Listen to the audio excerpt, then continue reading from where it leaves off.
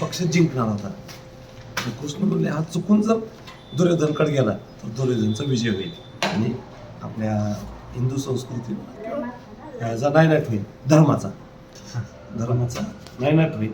त्यामुळं बरोबरी हा तिथं त्याला ब्राह्मण म्हणून श्रीकृष्ण भेटले मध्येच त्याला की काय बाबा तुझं काय, तर नाही मला हा महाभारतात युद्ध करायचं आणि मला जिंकायचं.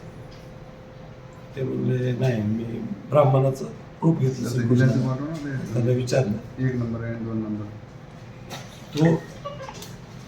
तुला 2 वरदान दिले त्याला आईने, तू कुणी काय मागितलं तर नाही म्हणायचं नाही, अजून दुसरं त्यानं त्याचं डोकं माग सुरक्षित माग दिलं त्यानं दिल्यानंतर मला तुझी शेवटची इच्छा काय, म्हणजे महाभारत बघायचं, महाभारताचं युद्ध बघायचं.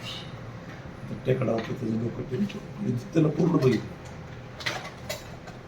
आणि मग म्हणले तू एवढं बलिदान दिलं तर तुला आजपासून खाटू श्याम, बरोबरी नावानं नाही, श्याम माझं नाव तुला लागणार. तर त्याचं एकच मंदिर आहे राजस्थानमध्ये,